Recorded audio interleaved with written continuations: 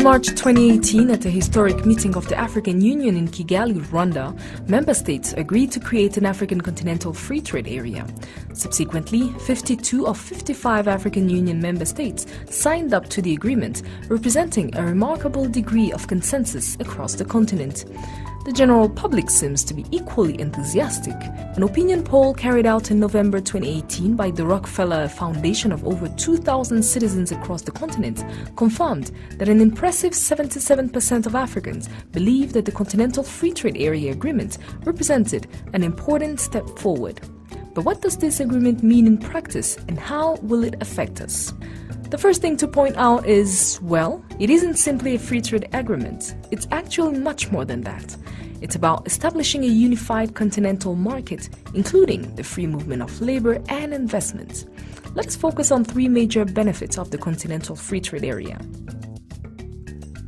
Africa is a big continent. You could fit the US, China, and Europe into the continent and still have space to spare. But in economic terms, individual countries are still very small. Take Rwanda, for instance. It's one of the fastest growing economies in the world, but in terms of size, it ranks number 143rd out of 193 economies in the world. This matters because small economies often struggle to attract the much-needed investment.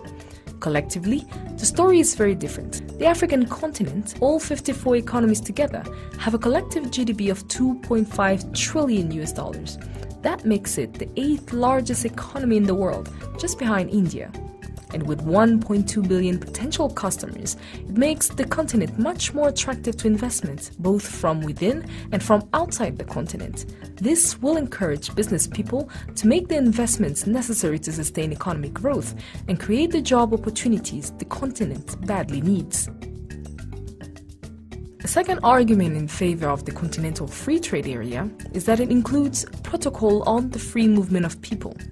This matters because at present, traveling between African countries for Africans currently can be very challenging.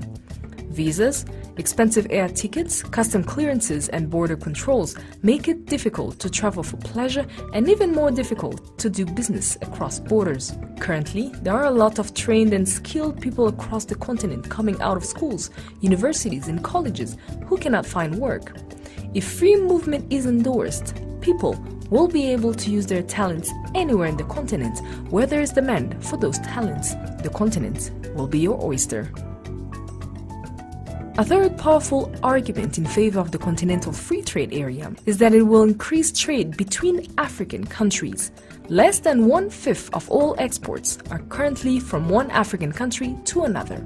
Take Kenya, for instance, the largest economy in the East African community. Each year, the country exports $1 billion to Europe and around $500 million to the US worth of products. Kenya's total export amounts to $6 billion. How much do you think Kenya exports to its neighbor Ethiopia? $1 billion? $500 million? $200 million? No. In 2017, it exported just $69 million to Ethiopia. Why? One of the main reasons is the high level of trade taxes. The Continental Free Trade Area Agreement is proposing to remove trade taxes on at least 90% of all trade between African countries. That will provide a big incentive to regional trade. The Economic Commission for Africa estimates that in Eastern Africa, the Continental Free Trade Area could boost regional trade by nearly $1 billion. And the principal sectors that would benefit would be precisely the ones that create much employment, like light manufacturing, processed foods, and textiles, creating as many as 2 million new jobs. African economies will find it hard to become strong economies unless they trade more amongst each other. There is an old Swahili saying that states, umoja ni nguvu, utengano ni udhaifu. United we stand, divided we fall.